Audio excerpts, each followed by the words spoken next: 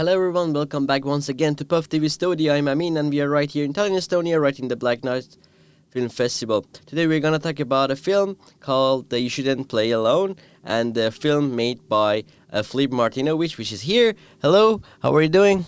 Very well. How do you like Estonia? Love it. I lived here for 3 years, so it's right. third home, I'd say. So yeah. So you already know the game then? I do.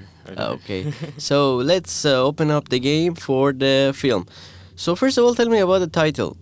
Okay, You Shouldn't Play Alone, I guess, comes from, there's a sort of irony in the film because the main characters are creating a children's TV show called You Can Always Play Alone. So it's sort of undermining the authenticity of what they're trying to do.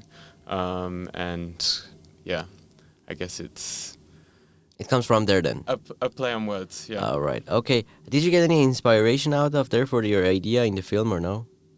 Any inspiration? Yeah, from that TV show that you have already told. No. So the TV show is a TV show that they're making in the. So it's about children's TV shows in general and how sometimes weird and disturbing they can be. So I guess that's where the original inspiration came from. All right. Okay. So the character has a great background as a ballet dancer. So do you think that sort of background could actually influence her life in a way, in the relationship, in normal career way, and generally in the life? Yeah, interesting question. She's because I guess during my research, she had to go into the background of like the sort of discipline that's required for ballet dancers. And I guess the point I got to and the reason why we chose to make her a ballet dancer is that she found out that she wasn't cut out for it. And she chose this more sort of comforting situation with a boyfriend and sort of less stress. So she sort of fell into a life of less discipline. And yeah, I guess that's kind of why I found it interesting to sort of delve into maybe the psychology of ballerinas and all the ones that don't make the cut. It's like, what is their decision afterwards? Exactly. So let's investigate about their relationship a bit. So it's a sort of dynamic relationship. For the casting wise, I would like to know that when you were trying to find actors for this sort of role, so of course it's a couple, so you have to find in a way that they find that chemistry with each other, and they actually show that relationship in a real way. So what was those filters and those sort of things that you have used where you were casting these people and you were thinking about what exactly that, okay, she has this one, he has this one, that I'm gonna get these together? Yeah. So we cast the female lead first, and Tanya she just sort of floored us straight away.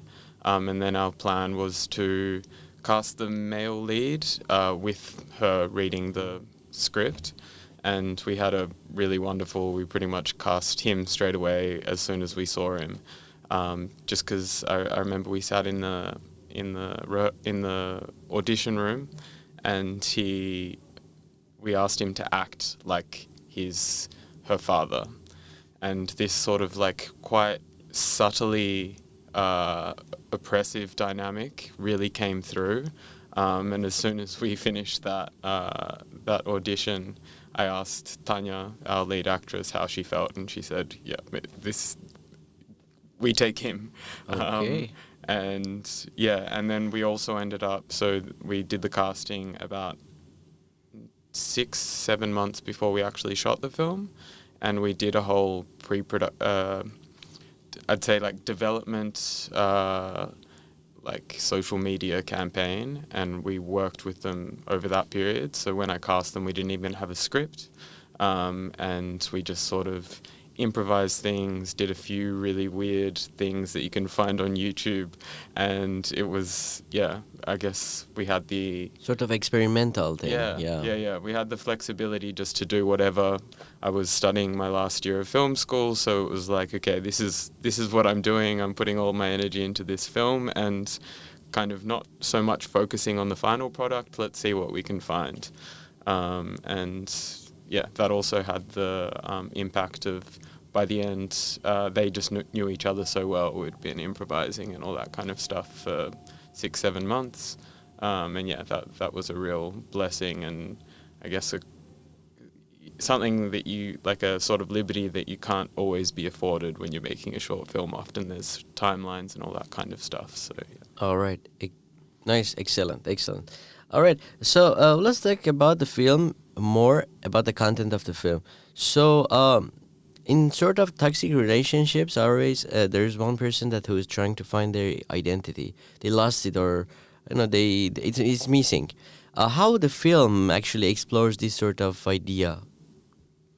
Yeah, I think I'm quite interested in the pursuit. I think maybe you're the first person to actually bring up the pursuit of identity as a theme in the film, and that was like one of the first sort of things that drove me to make it. And I think that I was particularly interested in expressing it through the lens of a young female who had, at one point, quite a lot of purpose, let's say, through her ballet stuff. And when you get rid of that, when there's a big void left, how do you then make up for that? And I guess it's sort of what I was saying earlier. Maybe an easy trap is to find love and just look for your identity through another person. And I guess what we really tried to touch on is maybe the quite like awful reality of the emptiness that lies behind sort of a situation where you have so much of your identity and self in another person as opposed to something separate. All right.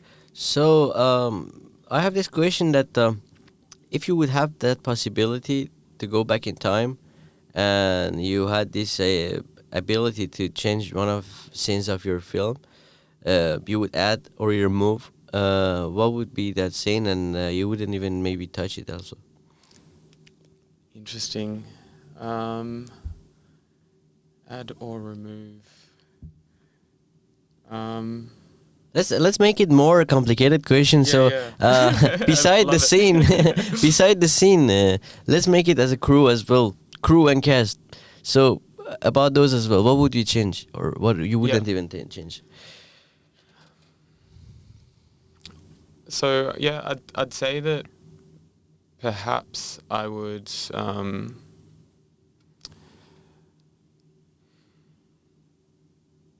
Hard question, huh? Hard question, man. I love it because I guess there's so much about when you make a film, you just like accept the process, and I guess I haven't really been.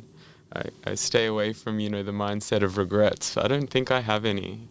I know that there's things that I would have done differently, but maybe they're more nuanced things, like let's say the way that a couple of the scenes are written. But maybe, and then I don't think I'm going to be able to give you a satisfying answer. All right. Thank you for the question. Yeah, just playing around, I guess.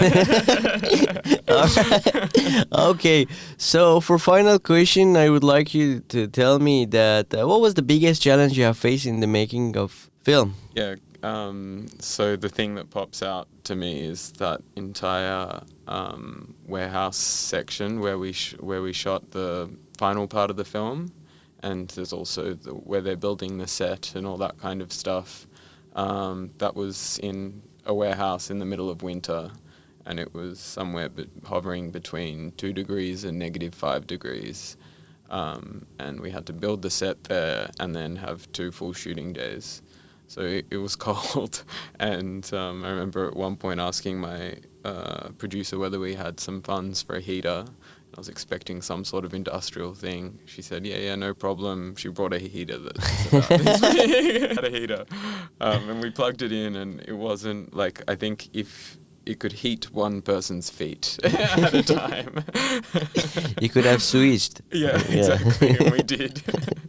All right. Yeah. Okay, thank you so much for accepting our invitation. It was such a pleasure to have you here. Cheers. Thanks for coming up. And once again, thank you so much for watching us. And don't forget to check our social media. Bear in mind that you have only 7 more days to check out the films in PÖFF.